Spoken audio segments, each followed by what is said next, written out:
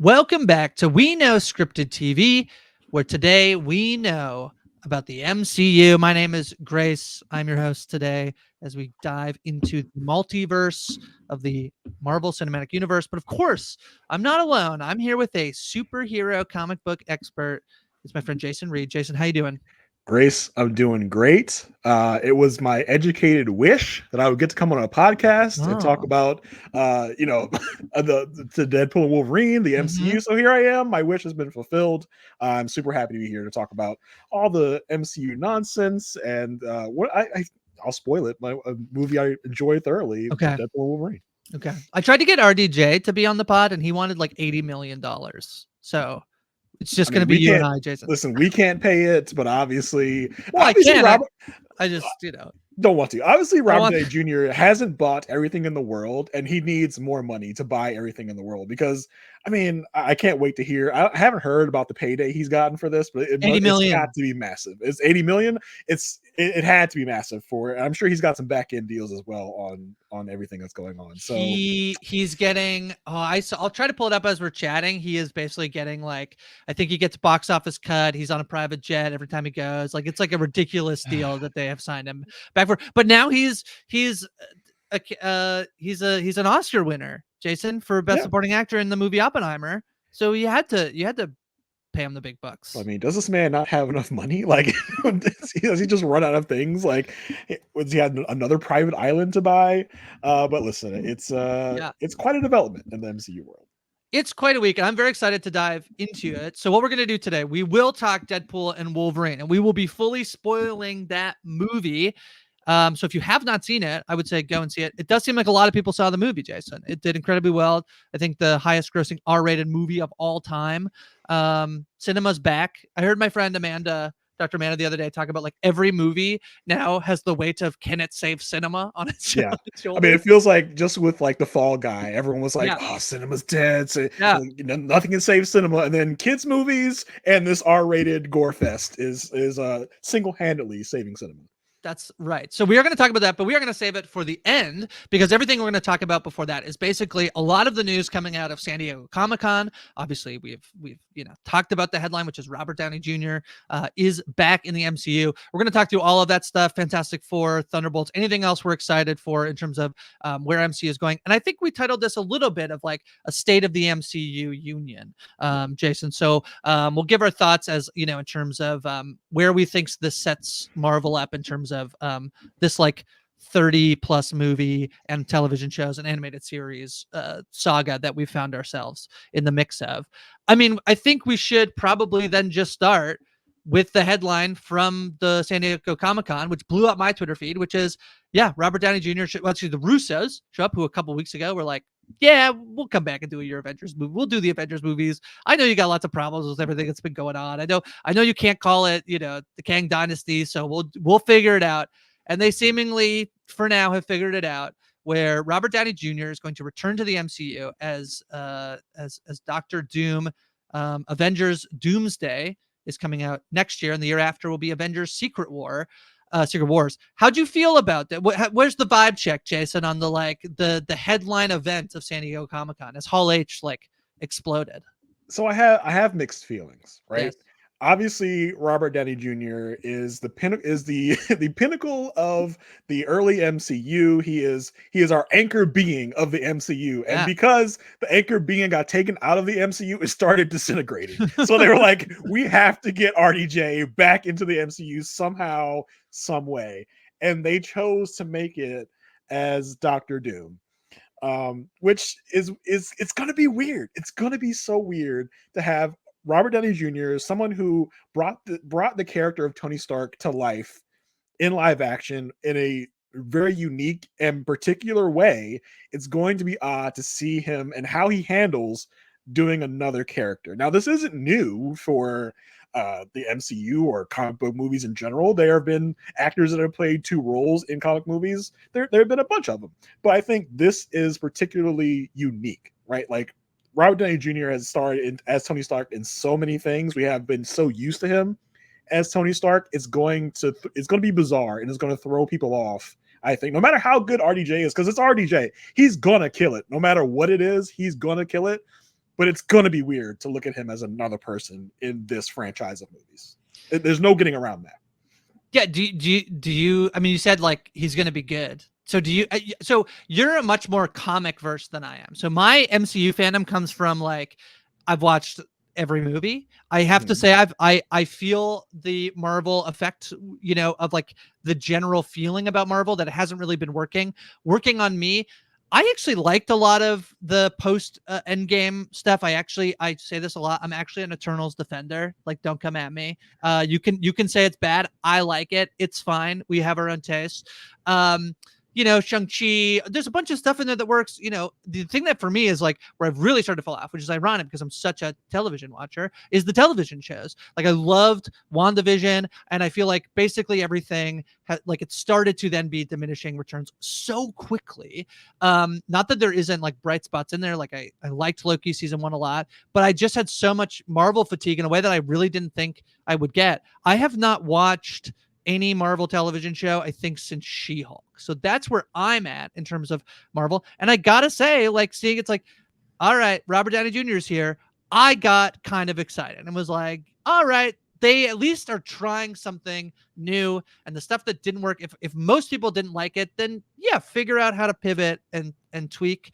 And we'll see. I feel like, you know, there's a couple things that happened to Marvel, which is first Chadwick Boseman, who I think was like going to sort of be an anchor point for them in the post Endgame world. Chadwick Boseman unfortunately passes away. You obviously have Jonathan Majors being arrested and found guilty of domestic assault that like completely jams up their, you know, their next big villain arc.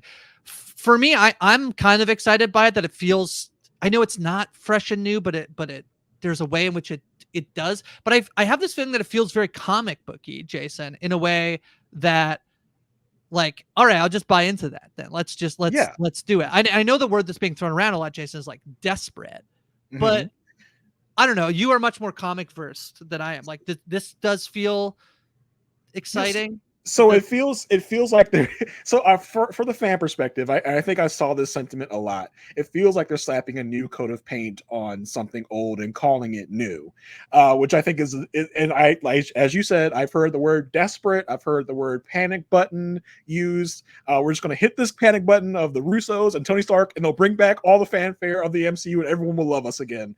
When what you should be doing is making compelling stories or compelling characters.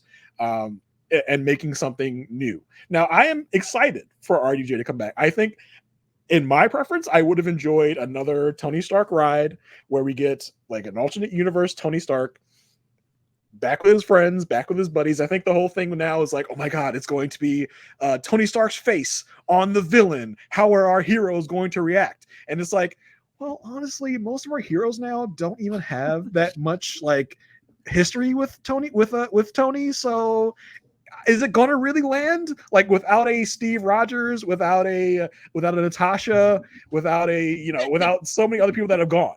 There's one person I think that it like there's a good, you know, I was literally gonna make a joke earlier where I said like, I'm not feeling well, Mr. Stark. Like I don't know if that's exact, like that's the one. There will be Peter, there will be Rhodey, there will be some people that do have history with him. Yes, that this will affect.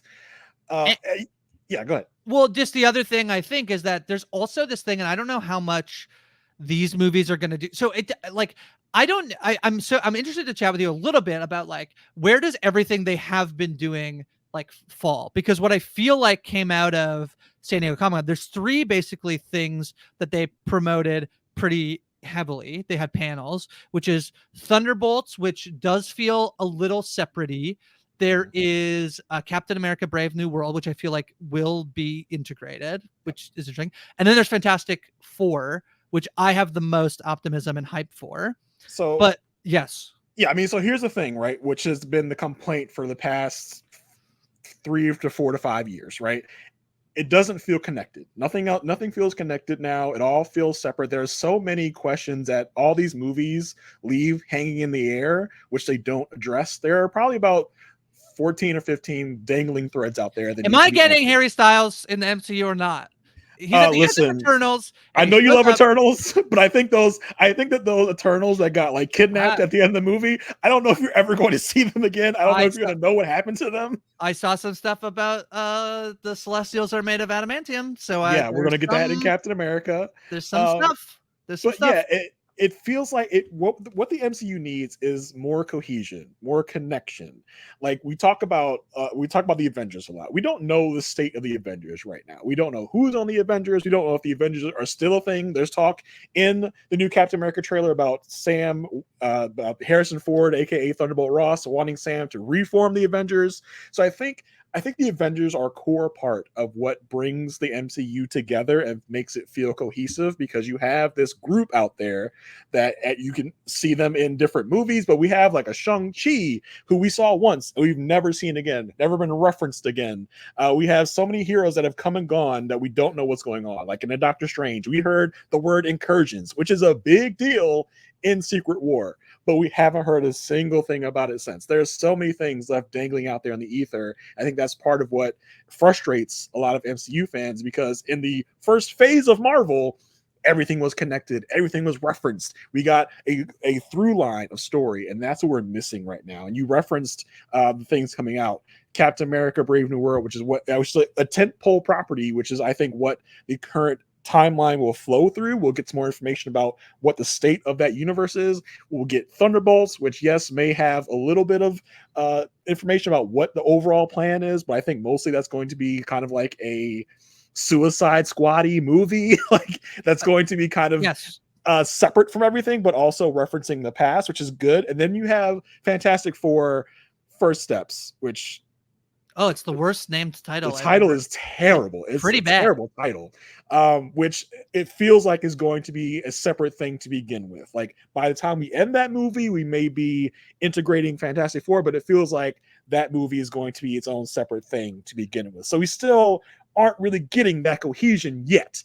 So I'm curious to see how they address that. Like if we go into an Avengers Doomsday without a cohesive unit, and all these characters meeting for the first time, that's what made Avengers Infinity War and Endgame so good, because all these characters all have history with each other, and we don't feel that right now. We don't feel these characters know each other. We don't know who knows of who. So I think that's a big part of what frustrates MCU fans right now.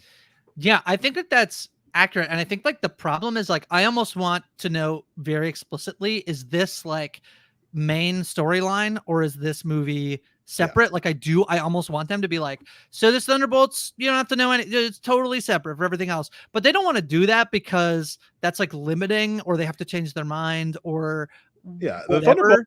the Thunderbolts is going to be very referential to the past. There are several characters in that movie, like Ghost from Ant-Man and the Wasp. Like I don't know who out there wanted a return appearance from Ghost, but we're gonna get it, which was a weird choice in my opinion. But Yeah, I mean Bucky's in there too, right? right, yeah, Yeah. Bucky's in So there, Yelena's in there, who are heavy hitters in what has come past, and I think what the future will be. So I think Thunderbolts may be a bridge to the future. Like Captain America is definitely going to be a bridge to the future. We're gonna have talk of reforming Avengers there, so there's a little hope, but we don't know what we're going to get, because I think part of the Deadpool and Wolverine speculation before it came out was, this is going to be a bridge to the new. We're going to figure out what's going on. We're going to merge universes. And then it comes out and we're just like, I guess not. yeah, we'll get to it. I don't think it's a spoiler. I think you should potentially maybe want to know this going in, that like it's nothing. It is so minimal, like minimally related to the MCU. It's basically a love letter to the Fox era stuff, and basically being like, most of this stuff we just want to give like a nice send off to like some people who are in the Fox universe stuff, who like clearly Ryan Reynolds like is so fond of, and then. But I loved it. I love that it was a love letter to the Fox era. But I think Marvel's biggest villain is expectations, right? Because people were expecting something when they went in there, and they didn't get that. I think they go into every movie expecting more connection, more more of a through line of a story for the MCU as a whole, and they don't usually end up getting it. And then we have things that, like, I know you didn't watch, but A Secret Invasion, which was god awful, and gave Well, now I have to opportunity. watch. I know you just said it's a good album, but I have to watch it at some point. You should watch it because I know. it's a masterclass in how not to do television. Right. And it had the opportunity to connect so much story, and it really squandered it. And parts of that show almost like purposefully spit in the eye of MCU fans, and it was really a travesty. Now, I mean, speaking of the Marvel television, I know you stopped watching.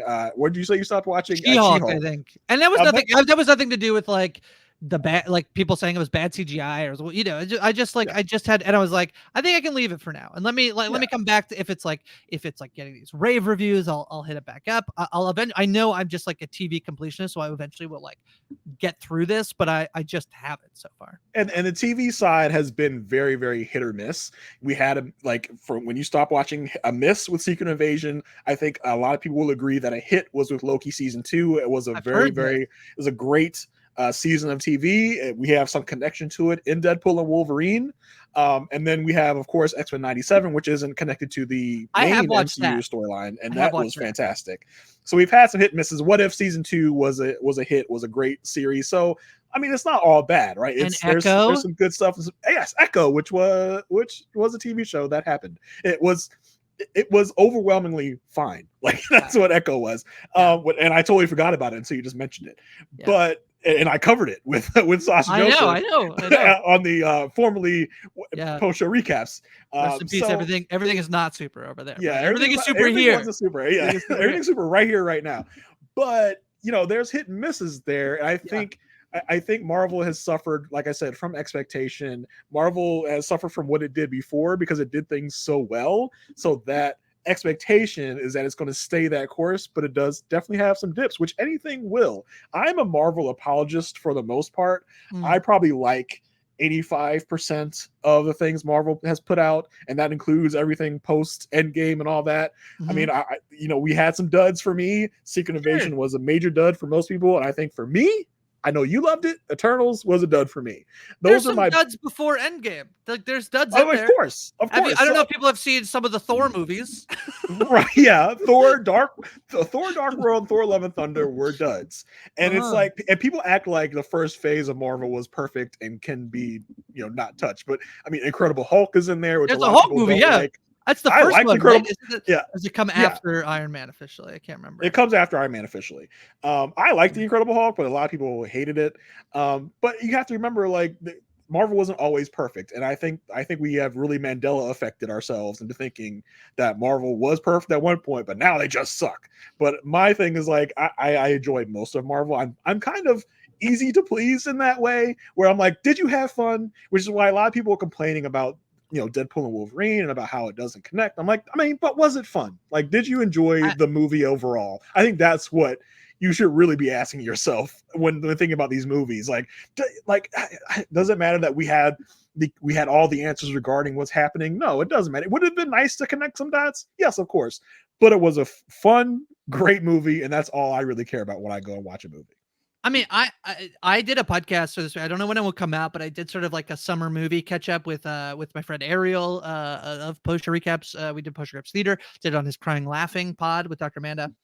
And I feel like every time I was talking about a movie, I was like, listen, was it great? Probably not. It was pretty fun. And I felt that way about Deadpool and Wolverine. I feel that way about like I'm getting outside of comic, but like Twisters. I thought Long Legs is like, I don't know if I should call that fun, but it's like, it's not a perfect movie, but I enjoyed the experience of being in the movie. There's a lot of stuff that I feel like totally fits exactly what you're saying. And I think, we are people who dedicate a lot of our time to watching and then podcasting about things that we watch and want to, like, I think, look for the positives in it. It's funny that you say like the issue is that it's not connected enough, because I feel like, and I wonder if this is just like internet brain and people thinking like that, because I think the opposite complaint is like there's too much for me to watch. Like, okay, now you're adding TV shows where, like, before I had to go to the movies maybe 3 times a year and I would like be kind of like in the loop, even if I totally didn't understand it.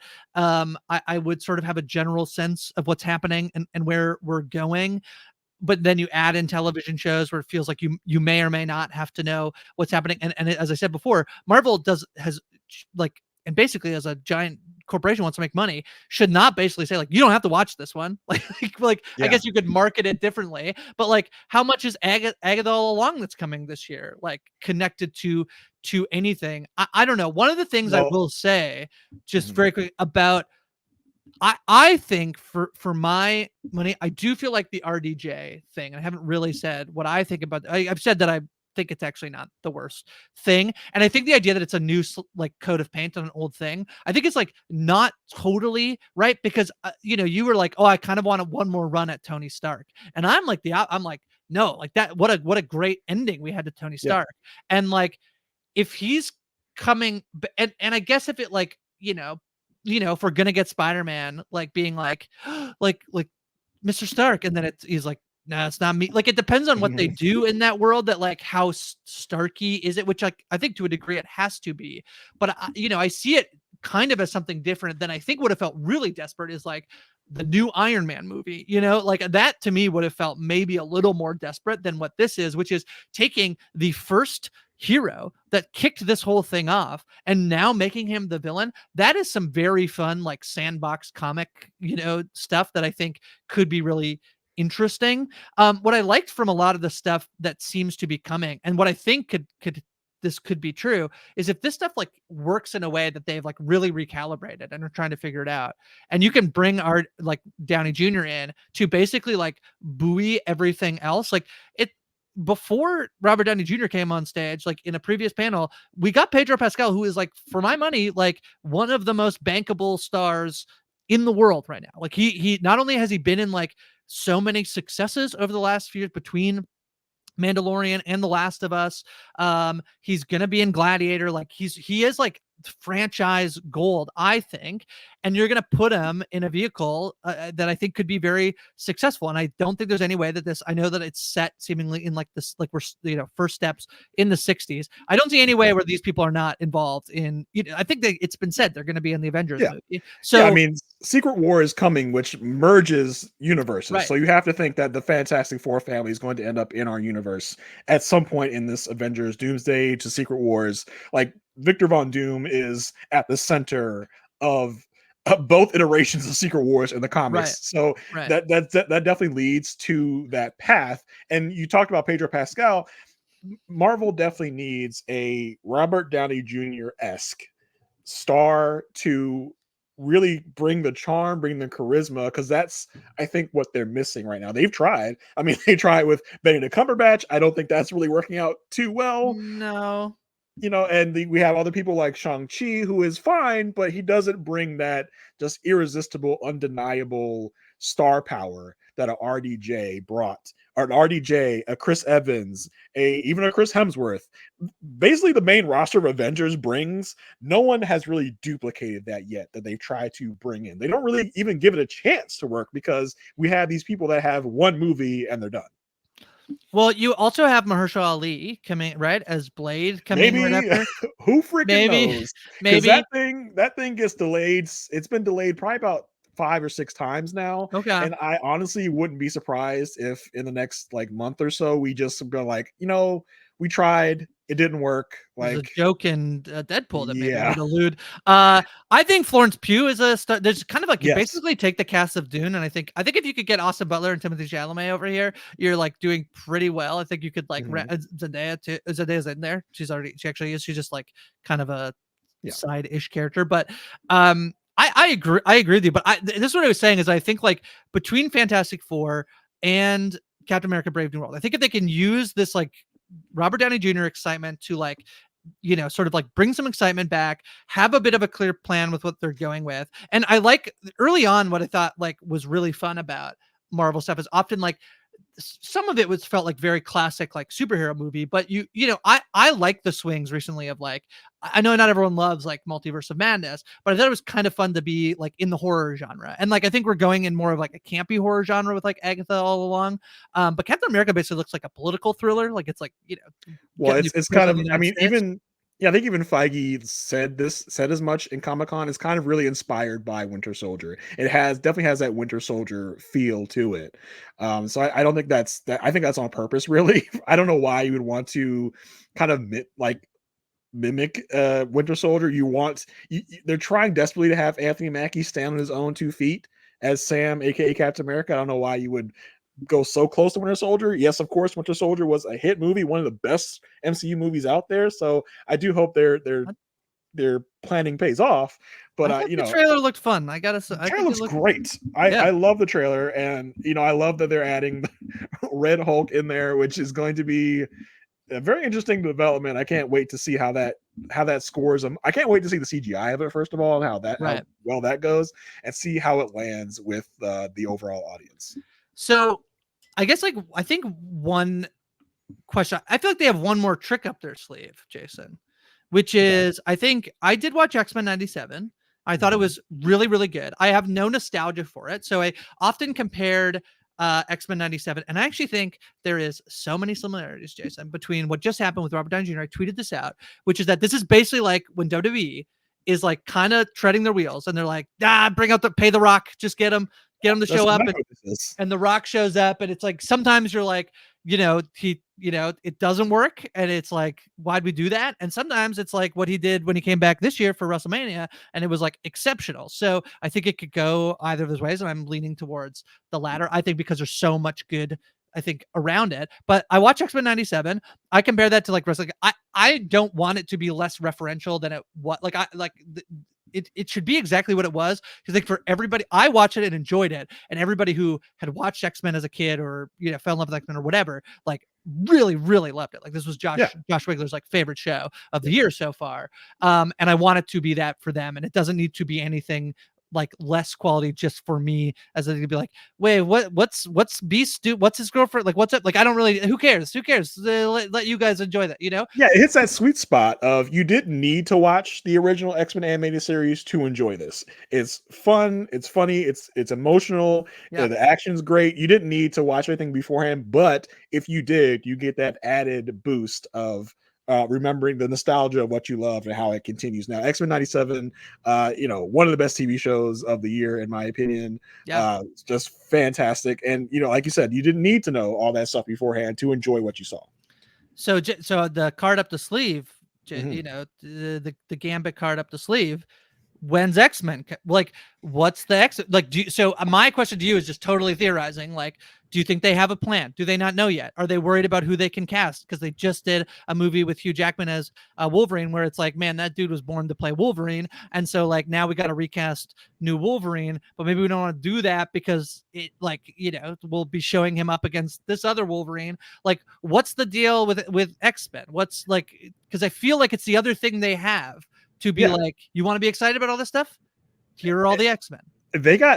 Marvel got X-Men so long ago, and we've Yeah. been waiting We got for. one little isn't it Multiverse of Madness? We got one little sprinkle of Well, they Charles sprinkled Xavier. in, like, at the end of Miss Marvel, they're like, "Hey, you Oh have, yeah, like, some weirdness in your I genes, forgot. like, it's just like you're a mutant or something," and we get a little riff of the X-Men 97 theme song. It's like, okay, but they're really sprinkling in just, like, little itty-bitty bits of X-Men, uh, you know you know, goodness. We just want them to just do it already. Just give it to us. I don't know how they're gonna do it. I know they have plans. They have to have plans. And the mention of adamantium in the Captain America Brave New World trailers is another one that's just like, okay, there's another little sprinkling of mutant that we have here. So I don't know if they're still just waiting for Secret Wars to introduce mutants. I think that's a big theory, is that they're going to merge with some other universe that already has mutants. And I mean, I think the big thing by the end of Secret Wars is we will have a new status quo. We will have a new universe with things blended and merged together. I think that's what people are thinking. By the time Secret War ends, we'll have just new actors for new roles. I think people are theorizing that we could have a new Tony Stark, we could have a new Steve Rogers, and kind of reboot the universe over again, which is what Secret Wars for sure, the last Secret Wars that came out definitely did for the Marvel comic universe, was kind of a fresh reboot where some things are merged from some other universes. So I think that's what a lot of people are looking at here. So I think that's where people are eyeing that the X-Men will come into play. Okay, interesting. It's very fun. I was thinking about just as you're talking about like the end of Secret Wars. I actually have no idea what Secret Wars means. I have no idea. I'm not a comic book person. I have Yeah. no idea. I literally have no.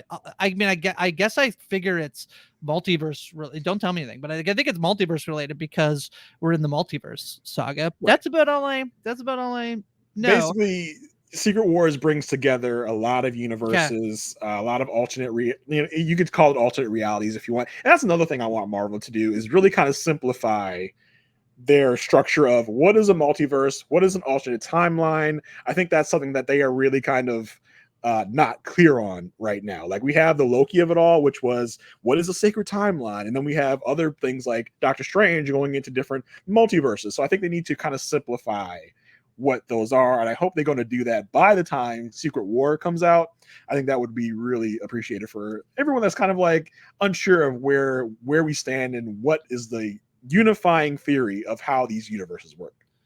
Yeah, I do think just as like sort of before we get into Deadpool and Wolverine, I do think not just Robert Downey. It's really mostly not Robert Downey Jr. for me. That is like the most like it was such a fun like reveal. Like he was. I'm so Yeah. happy for him in terms of like lifting them out and like how cool is that to stand in front of that room and like just be adored in that way. Like He it is must Marvel be. Jesus. Like Robert Downey Jr. That's is right. Marvel Jesus. That's right. And I think that like with the other stuff they have sort of baking here, I'm sort of intrigued and it does feel like maybe I'm going to ruin it, Jason, but I am like, all right, let's see it. And probably part of that is like, I'm probably going to end up watching a bunch of the television shows and then I'll be like, oh no, but I am kind of like, yeah, Captain America doesn't come out till February of next year. So we have a little bit of like a cooling. We have Agatha all along this Yeah, but fall. that's not really gonna be anchored to I anything. really don't want it to be. I really want it to Yeah, be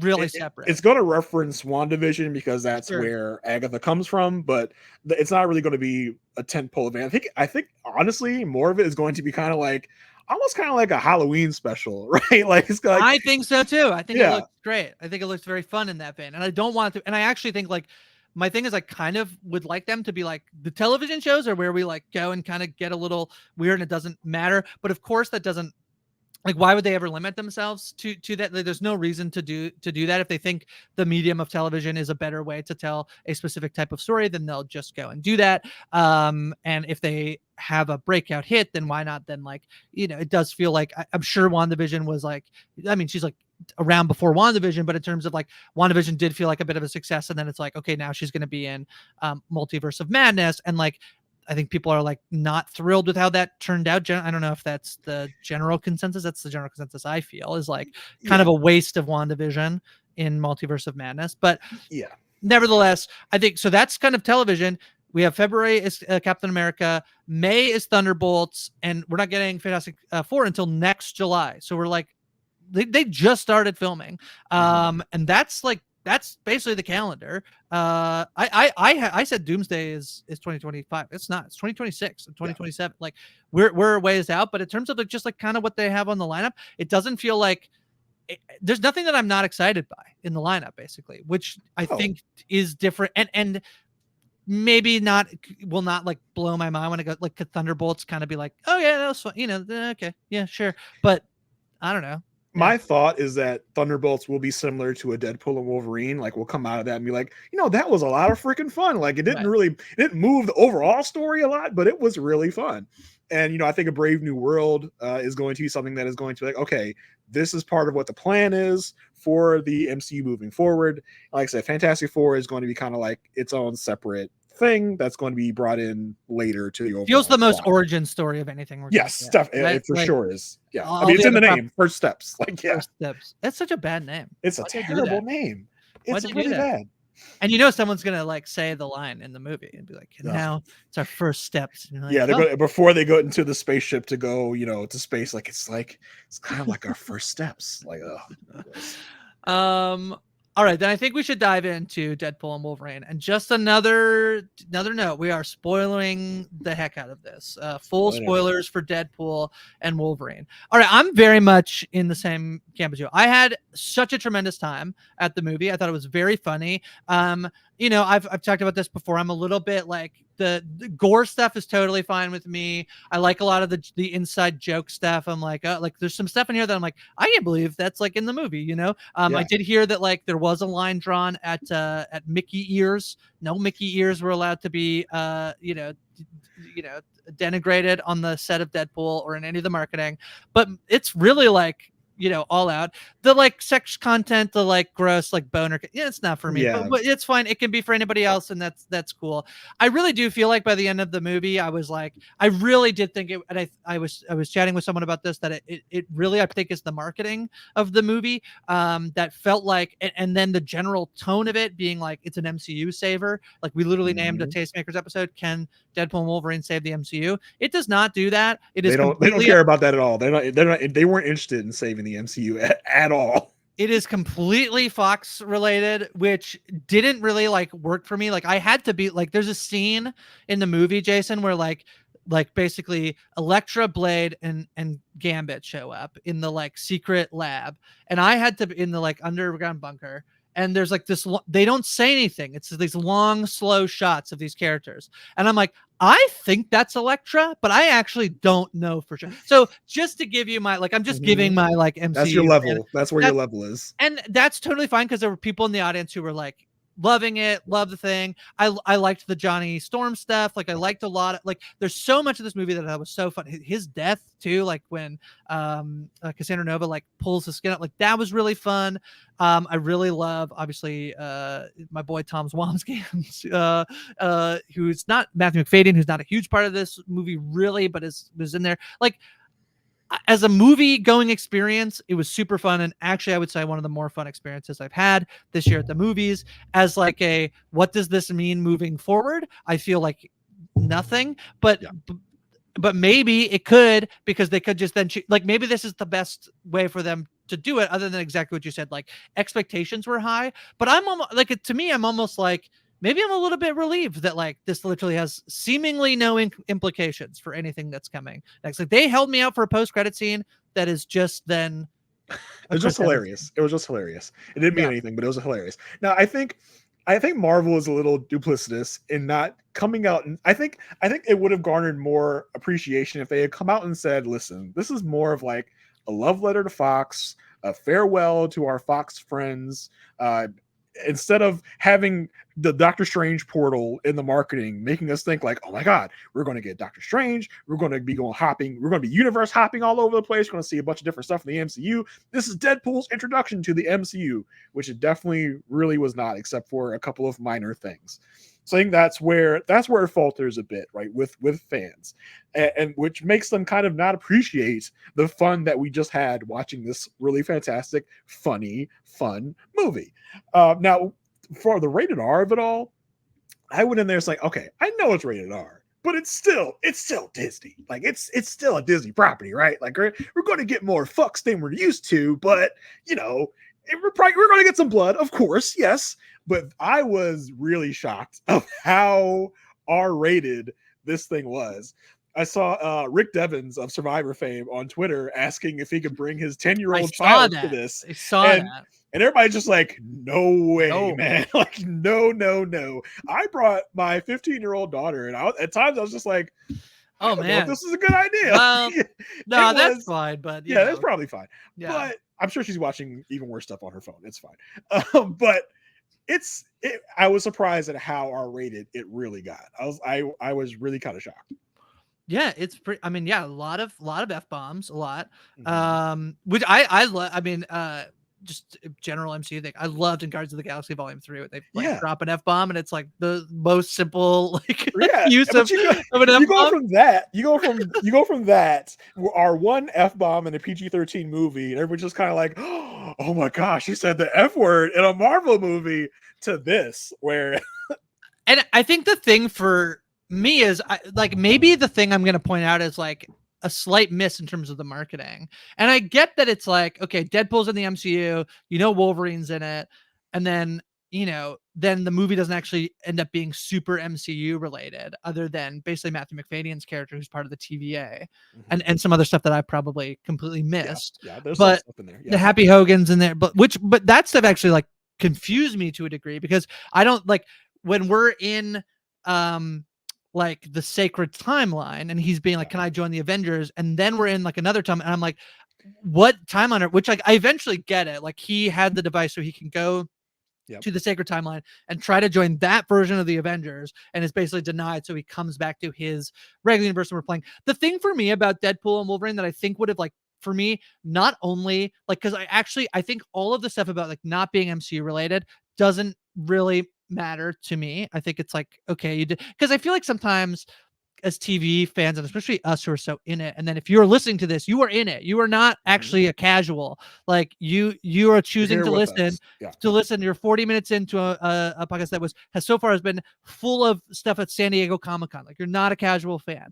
Like yeah. So but like I'm like, man, why were like 2 episodes of Boba Fett, the Mandalorian? And then I'm like, and I get mad like on behalf of somebody else who's gonna be confused about that. But I just got 2 extra episodes of the Mandalorian, so why the hell do I care? But like, so I really I'm trying to like not care about that stuff. The thing for me about this movie is I thought like the comedy works, the story beats are like fine for me. They're like good. They're like good enough for me to be like, okay, there's something of like, I always have more expectation of a multiverse story than I possibly can like that they ever want to do. Like we basically go to the like we're in the regular world, we go to the void, then we get like he time travels a bunch, he goes to the void, they come back from the void. That's basically the extent of travel in this movie. For Yeah. me, the only thing I wanted more, Jason, was like I really those emotional beats of the movie I wanted them to be, I wanted to see them, or I wanted to like, there's a scene where they're like, man, you got all the X-Men killed. And it's like just him crying and hearing. And I'm like,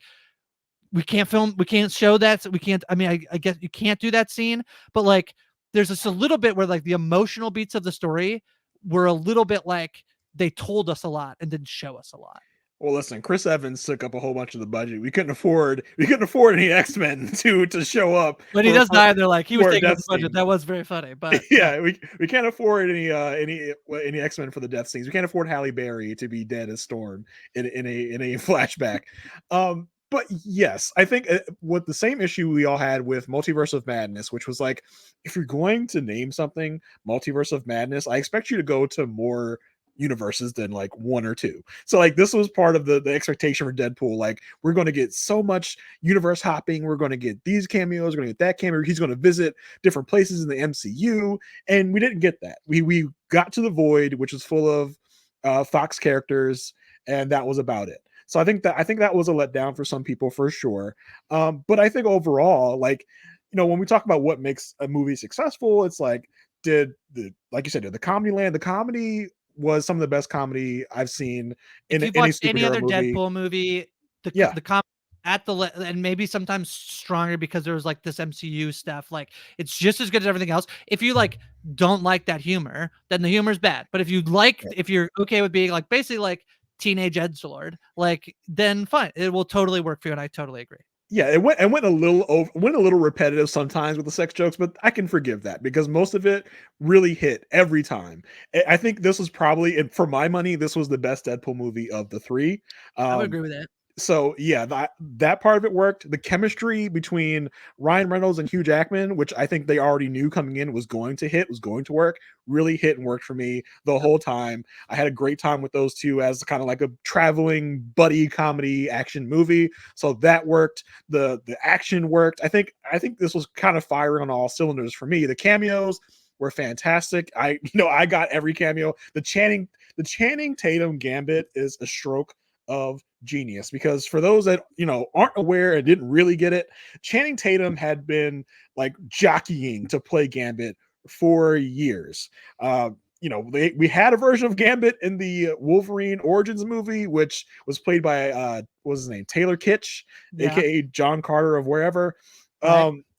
That was and much like most of that movie was god awful. So, and to have Channing Tatum play this role, and at first like play it for laughs, and then when we come down to it, he's a badass. He's fantastic. He does everything you want Gambit to do. The throwing cards, the staff, he does it all. So that was just a fantastic, a low key MVP of the movie for me was Gambit. So everything hit and made this a really really fun time at the movies for me. that level for me, like, I know I made the joke, but like, I'm pretty sure that's Elektra, but not really like being confident. Like, it's the same for me as like X-Men, for the exact same analogy I was making earlier, where like that it worked for me. Like, I thought Channing Tatum, like, there's stuff like, what is your accent? Like, what are you doing? Like, who is your So vocal? good. Who is your coach? Like, Yeah. it's all very funny. I thought it's cool to see Wesley Snipes. Like, I knew that was Blade. I knew that was Blade. I didn't know the Channing Tatum like so desperate to play Gambit, so very fun. And I thought like that sort of like giving them sort of the a send off to a degree. I imagine. I mean, there's always the world where you can be like, because he does ask at the end of the movie, can they like have an so like That's unclear because we well see Eliath kind of swooping down on them as Wolverine and Deadpool are leaving the void. So that made me think like, oh, they're all dead, they're all gone. But then we see X-23 show up at the end, so I'm like, maybe not. well, I think it's why choose whether or not to do it, right? They can just be Yeah. like, if they want to pull a Blade out, if I they want to have listen. Channing Tatum play Gambit, and If they you can want do to, that. So don't limit there's a yourself. there's a team of heroes in comics called the Exiles, Oh, who are fun. pretty much like, as it says, like kind of exiled from their timelines for different various reasons, and they go through the multiverse and right wrongs. If I had an exile team of this team in another movie, I am all for it. Sign me up. Because everybody had their moment, right, in the Yeah, movie. yeah. I thought it was hilarious when and tangent kind of, does Ryan Reynolds and Ben Affleck have like some kind of beef? I'm just wondering because Oh, yeah. I don't know. I don't know. because number one, there was no real mention of Daredevil except for that throwaway line of like, "Oh my God, is Daredevil dead?" And Jennifer Garner's Electra goes, "It's fine," which is like I so I think wonderful they're because of the all. I think history. I think they're all in on like make whatever joke you want. Like they make Yeah. fun of Hugh Jackman's divorce in this movie. Yep. Like Blades. Like there's only one Blade. Like they're throwing strays at like everyone's getting hit in this thing. So Well, like, I mean, and when you think about this, the fact that Jennifer Garner and Ben Affleck got divorced, and well, yeah, but I mean she's that's like, what I he's mean. dead, it's fine. But Yeah, then, like at the end of the movie, when we're doing this kind of tearful retrospective of all the Fox movies, there's really no Daredevil to be there isn't seen. any Daredevil. I Yeah, mean, we have Happy in the beginning of the movie, who also played Foggy Nelson in the yeah, Daredevil movie, and there's yeah. no mention of that. No, no, So no. I thought that was weird. I'm like, do Ryan Reynolds and Ben Affleck have some kind of beef we're not aware of? Because that was just kind of Yeah, an odd exclusion to make. But yeah, you have Wesley Snipes in there as Blade. Talk about MFers still skating uphill. And yeah, it's there's good. only ever going to be one Blade, and just the look to the camera that Deadpool gives, like, oh no, if you don't Mm, tell if you don't don't tell him, I won't. tell Yeah. So, To me, Johnny Storm was the best. Like oh Chris, my gosh, yeah, him showing up, and he's like, he's here, and it's like, and he's gonna say the thing, and then he says, "Flame on," and it's so funny. I think that might have been one of the bigger reactions in the whole movie. It's yeah, so funny. And then I did love the scene where he then just gets killed, and then the joke about the budget, and then the last post credit scene being like, no, he said all the things I said. yeah. I thought was like just I exceptional, and that's the stuff that for me worked like this, like playing in that worked the best for me over out of anything in the movie. And that's where for me, when I was feeling like this is so fun, this is fun. Yeah. And I was kind of wondering what the reaction would be to the Chris Evans Human Torch of it all, because I didn't know if people would be like, much like they're doing with kind of the Robert Downey Jr. of it all, like, oh my gosh, are they going to tarnish the legacy of Steve Rogers or of Chris Evans in this universe by having him show up as a really like foul-mouthed Human Torch, which is but it was so fun. Like, why? Like, I just, some of the quote unquote fanboys, which I consider myself a fanboy, but there is a sect of Oh, fanboys that consider this the sacred text, and I have all these feelings about what you're doing to these people. So, but I thought, like, why not just have fun with it? And I mean, Chris Evans and Ryan Reynolds, I think, are good buds. I think there was another kind of nice, yeah. Cap. There was a Cap reference in that movie Fall Guy, so Right. they have this kind of friendship where it's like Chris Evans is like, this isn't really kind of like an MCU thing. This is kind of like a Ryan Reynolds thing, because I think it's been well publicized that Chris Evans is kind of like, yeah, I'm kind of done with the MCU. I'm kind of done with Captain America. But I feel like this was kind of a one-off for him. He, It's like, yeah, it's fun. I'm behaving with my bud Ryan. It's cool. he came out and said that this week. He's like, I'm really not coming back. So Yeah. yeah.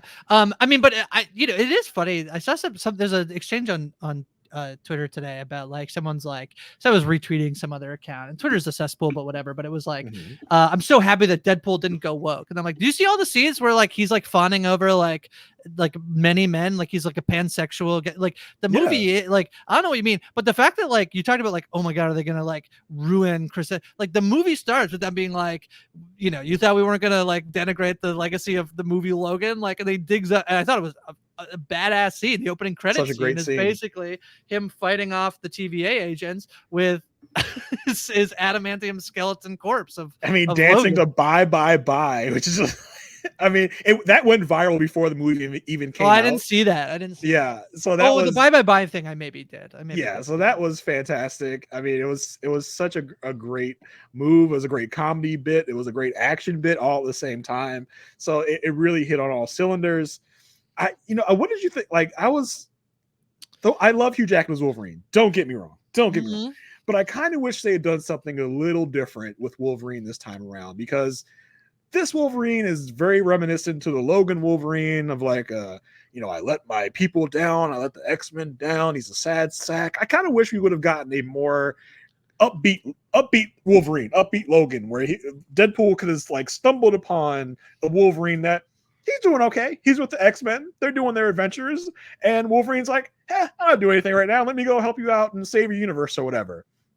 Yeah, I mean, you maybe can like then have a like, can you so the story here, right, is that he's the worst Wolverine, like that's what Mr. That's what Paradox says when he brings it back. He's like, you really think like this will help? Like we can't just put him into this one and it's all fixed. So I guess you could have like more like, you know, not like, you know, more, I guess, would I say happy-go-lucky, like is it a guy who doesn't realize how much he could be doing and he's not doing, like he's really not, you're living up, because you have, I think for me, I wish there was more, as I said, like I want the scenes of like, I want to really see what happens in this Wolverine's timeline. I think a big thing for me in these movies is how much like Vanessa is like, she's so plot device, like, and I really don't, I really hate it. I really hate that this movie is like, there's a scene, I loved Cassandra Nova like getting into people, that CGI of getting into people's heads I thought was like genius.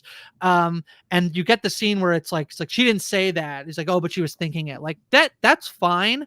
But I guess like some of that is that like we never saw the scene, so we'll never know, and there's some element to like what actually happened there. But just overall, like just in terms of like the thing that Deadpool is fighting for all of these times is so like not part of the story, which in a way does feel like exactly right in one set for like Deadpool movies. And on the other hand, I do think like if you add more emotional depth to what's happening with Deadpool and what's happening with Wolverine in this movie, I think that the emotional stakes at the end of the movie, where they're both like, they trade off sacrificing each other and then decide to both collectively do it together, I think is just stronger. I think it worked for me, and I'm like, oh, it could have, for me, I'm just like, oh, it could have been better. I think it could have, like, I think, I don't know what you like cut, and I don't want the movie to be longer than it was. It came in just over 2 hours, I think. And so Ariel and I always would talk about Push Recaps Theaters. We're the only movie critics who want all movies to be shorter. We want less movies, but I'm not being like, I want this movie another half an hour, but I do think they were missing some emotional stakes to these characters just by not, they're just telling it. They're like, Wolverine's like, I like let all the X-Men get killed, and then you have like Wolverine or Deadpool being like, even the logic of that is like he doesn't believe that he can save people or what, because he got rejected by, like, it's it was pretty all over the weak. place. It's pretty weak, but like I'm not like wanting anything else that's in the movie to be taken away. I'm more just like, I think if you add that, the movie I think is elevated in a way that it just wasn't for me. But then again, it's like, who cares? I don't know, mostly fine. The emotional stakes, especially for Deadpool, feels like a box that just needs to be checked. Like every now and then he'll be like, oh yeah, I want to save my family, my universe. Yeah, I want to do that. That's why I'm doing all this. Like, okay, can we get back to the fun action now? Like, have I been sad long enough? Can I go back to having fun? So yeah, I mean, it doesn't like, that's one of the weaker points of the movie, but I can definitely overlook that with what the rest of the movie did. And it's not like it's not there, like it's not there. It's just like you could have gone like deeper, I think. Especially if you're like in his brain. And I think that was so great. I think Cassandra Nova, like, like I thought Emma Corrin is pretty great as Cassandra Nova, but I probably need like a smidge more to get to the like, basically there's this idea that there's almost like two villains in this movie, and Yeah. right, there's like Paradox and Cassandra Nova. Nova, and then they're screwing each other over, and she comes back, and now she's the big bad, and he's not really the bad guy. There's a little bit that I'm like maybe need a smidge more there, but again, mostly fine. It's just where I just like I give the movie, I could have given it like 5 star, and I'm like, I'm gonna give it 3.5 to 4. That's where I'm Okay. I mean, at with the movie. Yeah. she played it great, but the villain just kind of like, yeah, it was fine. She was there. She did the things, like, again, it felt like a checked box. It's like it was okay. It wasn't a Loki level performance or Loki level villain.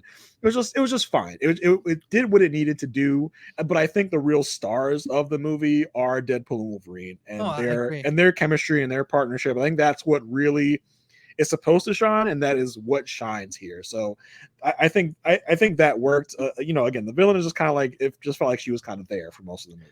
They have two fantastic fights. I thought like the first fight where you're like, okay, we're gonna see Deadpool and Wolverine finally. That's in the like in the sand and the void, and then you get the car, the car fight, which I thought was pretty excellent as well. So overall, I was like, that I totally agree. I think, and there's a couple of scenes where I'm just like, man, Hugh Jackman has just got it. And supposedly, like a lot of this stuff is like he's very good at playing Wolverine, obviously, but a lot of this is just like I saw a comparison between him and Ryan Reynolds where it's like, he does this stuff to then go get to do like the show, like he does The Greatest Showman and like all of that stuff. And Ryan Reynolds almost like the opposite of like he's so desperate to get into this, like he's been so desperate. Like this is a movie to a level, it's a love letter, as we said, to a bunch of movies from like the early 2000s, the superhero stuff. So they're kind of like mirror images of each other, but they do have tremendous chemistry. I think the acting on both, like I think Reynolds has the comedy chops. Not that Hugh Jackman doesn't either, but he just also can like get to the extra level. There's the scene where he's sitting. What's the girl from Logan? Is her name Laura? Laura. Yes, Laura Kinney from aka X-23 from Logan. Okay. When they have that conversation where and he's like, I'm not that guy, and she's like, you never were. Like that stuff to me like did work pretty flawlessly for me. And again, I'm like, man, that's Hugh Jackman playing Wolverine, and it's just like completely working on an emotional level. So the one piece I didn't love that felt, it's funny because it's a movie that's so fan servicey and meta and whatever.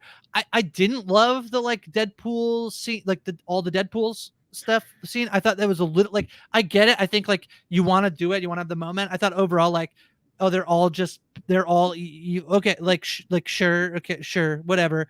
That's I think the one fight scene that like is kind of fun to go down the street and through the bus. But overall, and the moment where like Kindpool, because obviously he doesn't have the face, it's just like you don't regenerate, you don't heal. Like that was pretty funny. So at least we got that. But for the most part, I like. It's funny because I'm saying the exact. Maybe I'm being hypocritical because earlier I'm like, you want the multiverse thing to feel big, and we get all these different Deadpools, and then I'm like, oh, but that's all we did. Like we just then fight and kill them all. Like that's fine, I guess. I don't know. Yeah, I mean, and that's kind of like ripped straight from comics. There's like a Deadpool core in the comic books with Lady Pool, Kid Pool, Dog Pool, all of that. I thought as a action sequence it was great. It was fun. I don't think they overdid it too much. They could have really flooded this thing with multiverse Deadpools, but I felt like it was just enough where it didn't feel gratuitous or overwrought. So I was fine with it. That's, I believe, like there's a bunch of cameos in that scene because I think Blake Lively is Lady Pool, Nathan Fillion is Head Pool, Matthew McConaughey is Cowboy Pool. I believe at some point, Rob McElhenney, I think his scene got cut, which is super funny, and I sure will be referenced in Welcome to Wrexham. That's funny. Yeah. I thought the Henry Cavill Wolverine was very fun. Yep.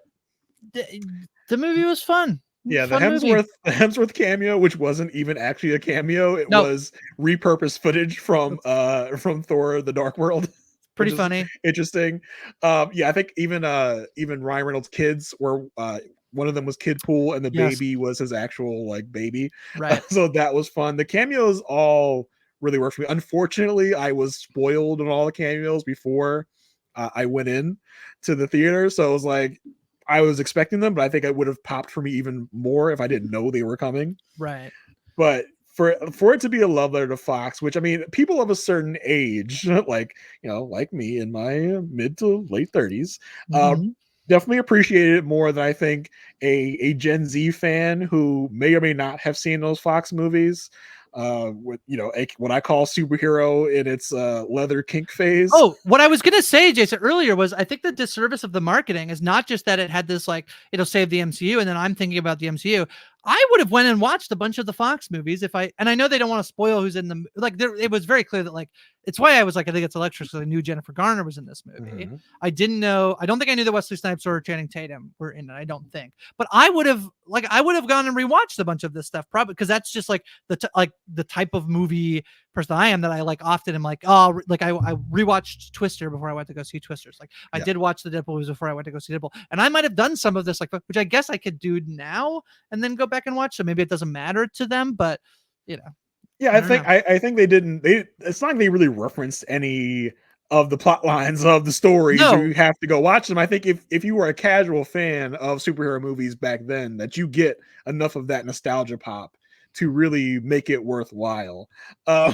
Yeah, unfortunately, like I saw a photo on Twitter of all the cameo people in Oh, at the premiere, and I didn't know what I was looking at until I read the caption. It was like all the cameos from. I was like, oh my god, like I can't believe I got spoiled like super, that. super Yeah, bummer. Super. And when did super you go see bummer. the movie? You saw it pretty quickly, right? Didn't you? I had to wait due to life circumstances. I had to wait until Sunday to go see it. So it was Wow. out there. You went on the Freaking last day of opening weekend. How dare you? I know, like there's a time where I would have been at the theater midnight Thursday, which nowadays I think you go like at 7 o'clock on Thursday and see the movies coming out Friday, but I adulting sucks. Adulting is it's terrible. No, but it's not adulting. It's I think like social media. Like I don't know what we do about the etiquette because like there are ways like I'm very like good about like if there's like a wrestling event that I can't watch and I don't want to be spoiled, like I can go in and mute a bunch of hashtags. But Yeah, I don't think you're thinking like, all right, Deadpool comes out tomorrow. Like I better go mute all the Deadpool hashtags. And then also people don't really use the hashtag. So then you're yeah. just gonna get like a photo of something. And I actually don't know what to because I think I saw this for somebody else was talking about they were watching something and then it got like something immediately got spoiled for them. And I really don't know I don't know what we do. I don't know because like We used you to can't just not be on social media, I think. we used to have decorum in this country. We Um, used to give spoiler warnings. We used to not talk about stuff until a few days afterwards, but we are just running amok here and spoiler. I mean, the only option is to just preclude yourself from social media altogether, which I I don't know if any know. of us can really do anymore. So there's really no good You know how option. badly I want to be off Twitter, Jason? Like Yeah, but it keeps pulling you back in. We I we know. we try all these different alternatives, but it How always comes back how to did you and X I Twitter. arrange how did you and I arrange to talk about this podcast? Through Twitter. Twitter. Listen, So I'm still avoiding X. They are trying to get me to update my app like at least 3 times a day, and it's like, no, I refuse. I will not do it. all right. Um, Okay, yeah, here's it's my just I think to end things off, and I think this is a good way to tie in the first part of the podcast with the second part of the podcast, which is, as we said, was so unrelated to the MCU, except for the fact that the door is like completely open to be like, maybe it could be and some of these things could be or couldn't be like Wolverine decides ultimately to like stay and hang out in Deadpool's yeah. his timeline. That's the end of the movie. They're all together at the party. um what do you think is going to happen in terms of like this property? Like are we getting Deadpool 4? And then I guess like what do you want to happen, which I could be the same or could be different. I think this is qualified. I think Deadpool and Wolverine is a qualified success. I think that's good to say. So for that reason, I do think somewhere down the line there would be a Deadpool 4 because I don't think Ryan Reynolds is done playing Deadpool anytime soon. He hasn't said anything to that effect. Now, will we get any more Hugh Jackman Wolverine? I would probably bet against that we're getting more Jackman Wolverine. That's what I would bet against. I can for sure tell you that Deadpool is going to probably be in Avengers Secret Wars. I would bet Okay. I would bet everything I have on him showing up in Secret Wars to help out. I wouldn't even be surprised if we got that Thor Deadpool scene actually in Secret Wars or one of the new Avengers coming up. It was never concluded, right? That scene, like we never figured Right. out. We never understood why that was happening. I love the running gag of Deadpool waking up thinking of that scene. Yeah. Like, yeah, I love that running gag. So I wouldn't even be surprised if that moment was actually in a movie coming up. So yeah, I definitely think we'll be getting more Deadpool in the MCU. I don't think we'll see him again until Secret Wars, and then probably after that, we will probably get some Deadpool for action. I don't know who or what that involves, but I'm here for it whenever they want to give it to me. Yeah, I would agree. I think we're definitely getting it. It's the 5th highest grossing movie of the year so far, and it's only been out for less than a week.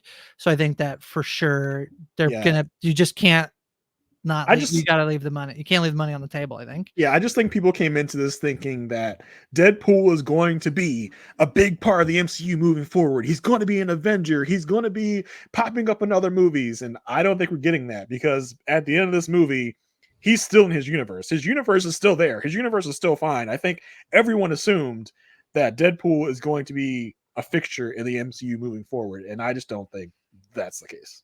I was just trying to look to see, like, I don't think I can I totally agree that I think, like, basically give it about a year and there'll be something on the calendar that's a new Yeah. Deadpool movie, and maybe not that soon. But I was trying to think of, like, Hulk is a character who's like so integral to the MCU. He never really gets his own movie, Well, right?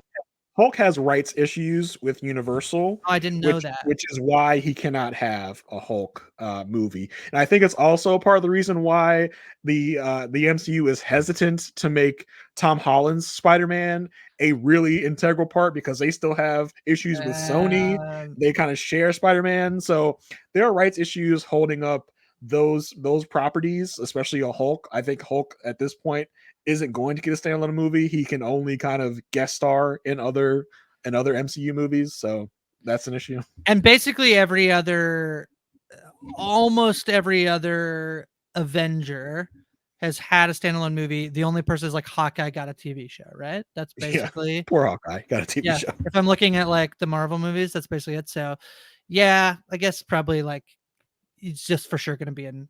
I wonder how much he would like Reynolds would like. I think about the Ruffalo thing of like he's not, and you're saying there's these rights things, but like how much will Yeah, some of these guys like would they pop into to something else? And then I guess there is a question like how do you like it is a little bit of a tricky question to then say like, well, if you have badass Wolverine sitting at home but he's literally like, nah, I'm not gonna do it, like isn't that like they'll have to figure out how to like not like they have to have a solution for that, I presume, of like why not, why didn't you bring Wolverine with you? well, that's the question of how will the X-Men be introduced into this world, Right. because we have this whole universe of X-Men played by different people, but you would think that you're going to want a brand new spanking young X-Men cast that you can exploit for 20 years to come. So I think that will be the option. I think Secret Wars will bring fresh faces to old roles. Like we'll get Yeah. new Cyclops, we'll get new Storm, we'll get Okay. new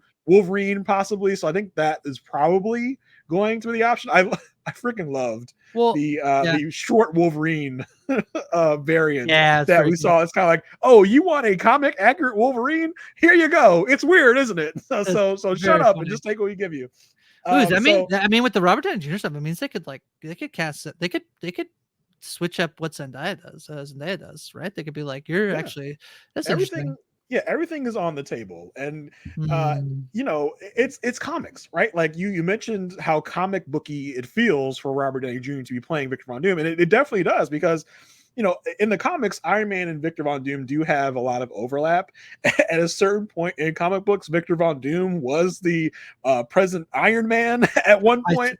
That's what every reply to the like everything I saw on Twitter where it was that, and people were like, that doesn't make any sense. And they're like, actually, you didn't read in Eternal Iron Yeah. Man or whatever, Infernal Yes. Iron. I can't remember which one it is, but yeah. There is a Yeah. Tony Stark that was the Doom.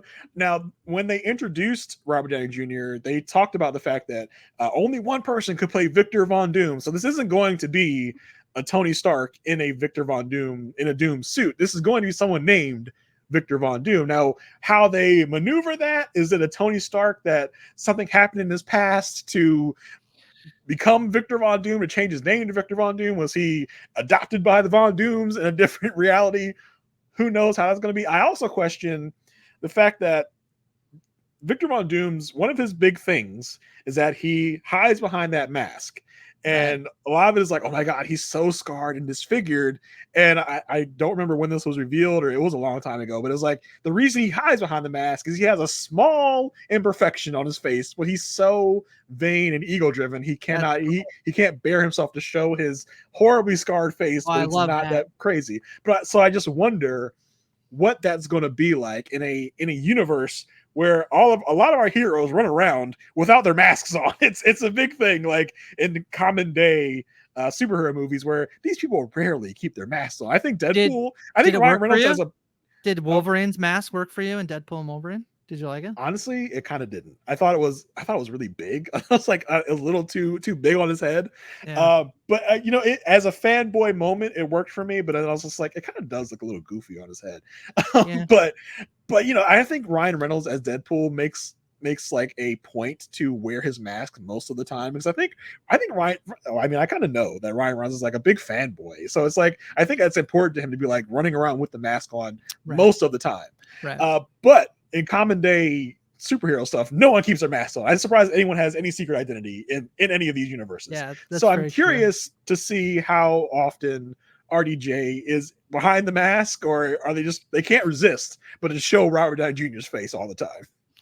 Yeah. Okay. Well, I mean, I don't know. Am I on the same wavelength? Does it feel like the stock went up on MCU? Does it feel like that? 100%. Yeah. Listen, if Avengers Doomsday wasn't going to be $1 billion movie, this skyrocketed up to possibly, to definitely $1 billion movie. I think maybe even a $2 billion movie could be in the offing.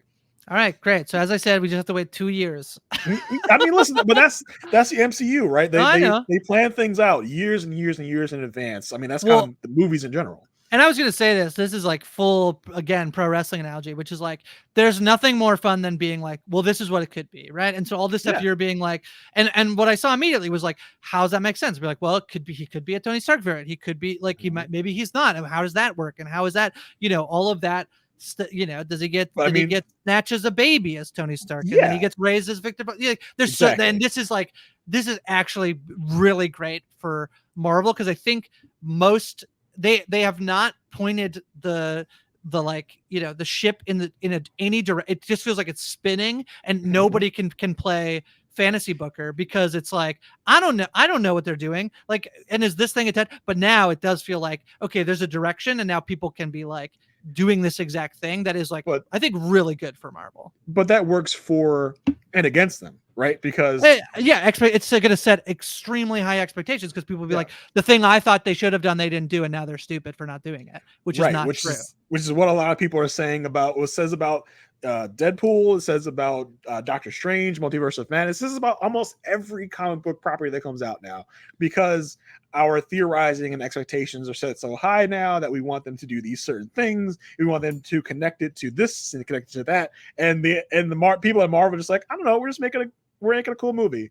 But a big thing I saw about Dr. Doom is that there's like the sort of original OG character. There's a lot of like Romani culture based in like his race and that being impetus for his story. And I saw a lot of people being like, that sucks that like if they're not gonna if they can't tell that story through Robert, and that's the first Dr. Doom, like what a missed opportunity. And like I think that's totally fair. I think it's fair for people, like if you like if we're losing out on in an aspect of how a character was created. I mean, it's a thing that for me that worked so well, and like I feel like it, the Magneto stuff in X-Men like is so strong in terms of like what that person's like race like actually ends up meaning to like why they do the things they do. And I don't really know Dr. Doom, but I can understand like, oh man, we're not getting that.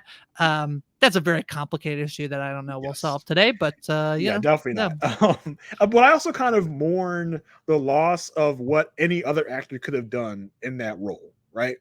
Because I feel like we've gotten a lot of RDJ. We know his deal, but I think one of Marvel's strongest points is their casting, and I would have appreciated seeing what someone else would have also done with the role too. That could have brought a brand new, fresh flavor to it. I kind of think, I think I know what I'm going to get with a Robert Downey Jr. He's going to be kind of a swaggering asshole, right? Like it's kind of how he's going to be. I think I would have enjoyed seeing who else they could have cast here.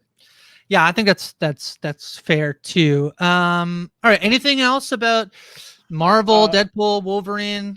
Yeah, I do want to shout out a cameo that we didn't really get into, which you may not even be aware is a cameo, but B-15 from the Loki series, who was kind of the Time Variance Authority bigwig who came down on Paradox at the end. She was a big part of Loki season 2. I know the actress. I know Yes. because she's in For All Mankind, which I'm a big fan of. So yes, so she was a big part of Loki season 2 and a big part of what happened at the end of that. And I appreciated as a big fan of Loki season 2, which was a great season, how it all kind of tied into that and the things they used in that. Because at the end of that series, B-15 is kind of she does kind of become in charge in a way of the TVA, of the reworking of the TVA. So I really appreciated her appearance in that, because I was kind of wondering going into this when we discovered that the TVA was a part of this movie. It was like, okay, well, what are they going to do to tie this to Loki season 2? Are we going to see Loki in this movie? Which I think it would have been a tall task for them, because by the end of Loki season 2, Loki is kind of cast in this really big role in the MCU, and I think it would have been hard to explain that in this Deadpool Wolverine movie. So I kind of appreciated the level of reference there was to Loki season 2. I just had to shout that out because as a fan of Loki season 2, I really love that they had the level of kind of reference they brought into that movie. Okay. Okay, fun. Yeah, she's from Promican. I'm a big fan. She's got the hots for Peter at the end of the movie, right? And the whole thing. Yeah. Everyone has hots for Peter. That was I kind of like that. Yeah, that was a fun little gag there with all the Deadpools loving everyone having a Peter. Very happy for Rob Delaney to move into like basically the TJ Miller role of the movie, who that guy is totally canceled and awful. So yeah, happy for Rob Delaney, who I love Rob Delaney, so I was very happy to see him in there.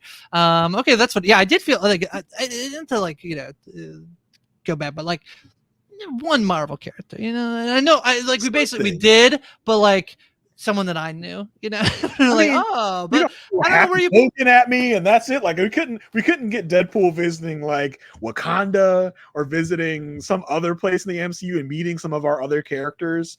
I would appreciate. I know probably couldn't do this, but I would appreciate a Spider-Man appearance or a cameo or a mention. I felt like they were almost could have literally pointed at each other. They could have, and they're like they're not really the same, but they're close. I saw a meme of Iron Man pointing at Dr. Doom the other day in that type of setup. But I think maybe the Sony thing muddled that a little bit. I think the biggest thing is like Deadpool was doing the twip hands, which I think was kind of a silent shout out to Spider-Man. But I would have appreciated some other cameo. I think everyone was expecting a Doctor Strange appearance due to the fact they were jumping into a Doctor Strange portal. So yeah, I think again, expectations kind of kill them a little bit. They could have give me one Eternals character who's just like in the void, and Grace, this one's done. This one's honestly, done. Don't worry. The only reason they are referencing that big celestial in the ocean is because it was such a big plot point, and everyone's just like, funny. When are they going to mention the celestial in the ocean? So they were like, all right, fine. That's the only Eternals mention you're ever getting again. Just have Barry Keoghan in the void being like, as Druig, just be like, I think we're done.